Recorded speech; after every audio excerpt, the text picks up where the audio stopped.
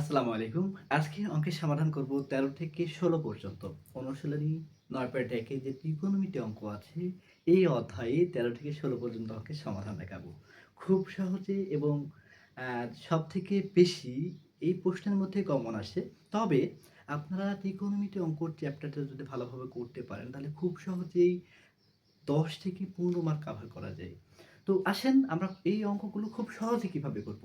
বর্তমান স্টুডেন্টের কাছে যারা এসএসসি পরীক্ষা দিবেন বা নবম, দশম শ্রেণীর যারা আছেন তাদের কাছে একটি কঠিন বিষয় মনে করে সবাই। যে এইটা ত্রিকোণমিতি অনেক কঠিন, এইটা করা যায় না, এইটা বুঝি না। আসলে বোঝার কিছু না, সবকিছুই বুঝবেন। আপনি যখন প্র্যাকটিস করবেন আমার সাথে, তখন ইনশাআল্লাহ সবকিছু বুঝবেন। তো কথা না বাড়িয়ে চলে যাই আজকের ক্লাসে। আজকের ক্লাস হচ্ছে যে ১৩ নম্বর অঙ্কটা। ১৩ নম্বর অঙ্কে কি বলছে সেটা দেখেন। ১৩ নম্বর অঙ্কে বলছে যে 1/1 plus sin a plus 1/1 minus sin a equal two 2 sec square. দুইটা পক্ষ আছে, একটা হচ্ছে বাম পক্ষ, একটা হচ্ছে ডান পক্ষ, একটা হচ্ছে লেফট হ্যান্ড সাইড, একটা হচ্ছে রাইট হ্যান্ড সাইড। সো ১৩ নম্বর অঙ্কে লেফট হ্যান্ড সাইড দিয়ে শুরু করব। Left hand side equal to কত আছে? বাম পক্ষ 1/1 plus sin a plus 1/1 minus sin a। আমি বলেছিলাম যে টাইপ 4 যে অঙ্কগুলো করব, অর্থাৎ এই টাইপের যে অঙ্কগুলো থাকবে তার যে হর আছে, এই হর দুইটাকে লসাগু করব। হর দুইটা কি করব স্যার? লসাগু করব। তাহলে হর দুইটাকে লসাগু করেন। এই দুইটা লসাগু হবে হচ্ছে 1 প্লাস sin a, আরেকটা হবে হচ্ছে 1 মাইনাস sin a। এখন দেখেন 1 plus sin a 1 minus sin a লসাগু করেছেন। এখন এইটার যে হর আছে এটা দিয়ে ভাগ করব। তাহলে 1 প্লাস sin a কেটে যায়, থাকে 1 মাইনাস sin a। এইটা তো 1 এর সাথে গুণ করেন, তাহলে কত হবে? 1 মাইনাস sin a প্লাস, আবার খেয়াল করেন 1 মাইনাস sin a আছে, এই 1 মাইনাস sin a দ্বারা ভাগ করব হচ্ছে এই টোটাল এই হরটাকে। তাহলে কত হবে? 1 minus sin a 1 minus sin a কেটে যায়, থাকবে 1 প্লাস sin a। তার সাথে 1 গুণ করেন, তাহলে 1 plus sin a।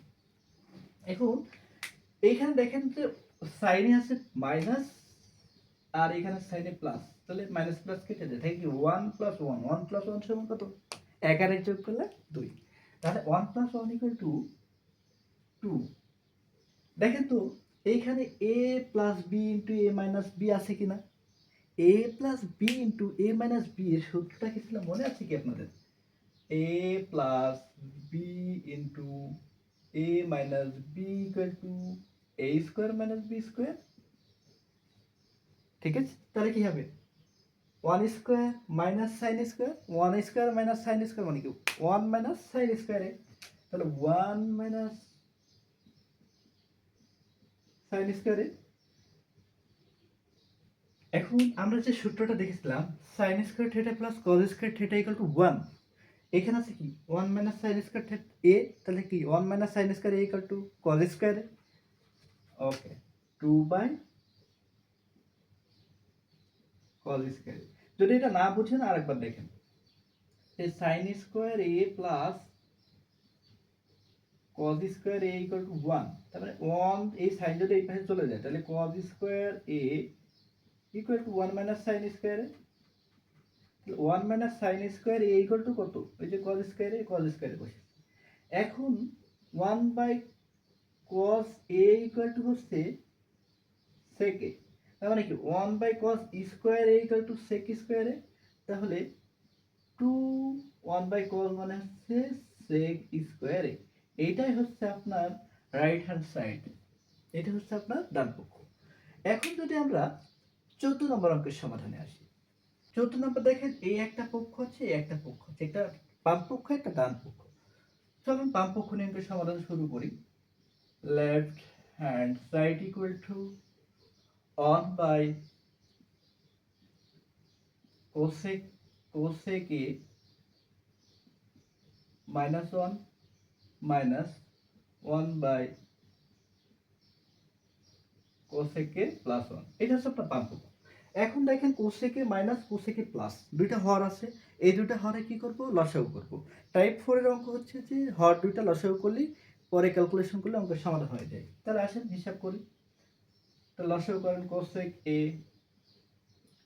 Minus 1 into cosec A plus 1। দেখেন তো এইটাকে হরটাকে আপনি যেটা লসাগু করেছেন এইটাকে যদি আপনি দ্বারা ভাগ করেন তাহলে এই কোসেকে মাইনাস এই কোসেকে মাইনাস এই কেটে যায় থাকে কি কোসেকে প্লাস 1, ওই কোসেকে প্লাস 1 কে 1 এর সাথে গুণ করেন তাহলে হবে কি কোসেকে প্লাস 1 মাইনাস ঠিক একই ভাবে এইটা দ্বারা এটা ভাগ করলে কি প্লাস প্লাস কেটে যায় কোসেকে প্লাস কেটে যায় থাকে কি কোসেকে মাইনাস 1, তাহলে কোসেকে মাইনাস 1 কোসেকে মাইনাস 1 এইটুকু পেয়েছি। এখন আপনি হিসাব করেন divided cosec A plus 1 cosec A minus 1, তাহলে উপরে আছে কি কোসেক এ প্লাস 1 মাইনাস এই প্লাসে মাইনাসে মাইনাস কোসেক এ মাইনাসে মাইনাসে প্লাস 1। খেয়াল করেন দেখেন আপনার এখানে আছে কোসেক এ প্লাস আর এখানে আছে কোসেক এ মাইনাস, তাহলে কোসেক এ কেটে গেছে থাকে কি 1 1 1 অন যোগ করলে হয় হচ্ছে 2, 1 অন যোগ করলে কত 2 divided cosec A plus cosec A minus, তার মানে a plus b into a minus b, a plus b into a minus b এর ফর্মুলা কি a square minus b square, তাহলে cosec a minus 1 into 2 by দেখেন cosec square a minus 1 equal to cot square a, কি বললাম cosec square a minus 1 equal to cot square a, তাহলে এটা যদি হয় কট square a caught square a। এখন বলেন যে কটের বিপরীত কি, কটের বিপরীত tan, তাহলে 1 by cot square equal to কত tan স্কয়ার a, এটা হচ্ছে আপনার রাইট হ্যান্ড সাইড, এটা হচ্ছে আপনার ডান পক্ষ, এটা হচ্ছে এই যে ডান পক্ষ প্রমাণিত।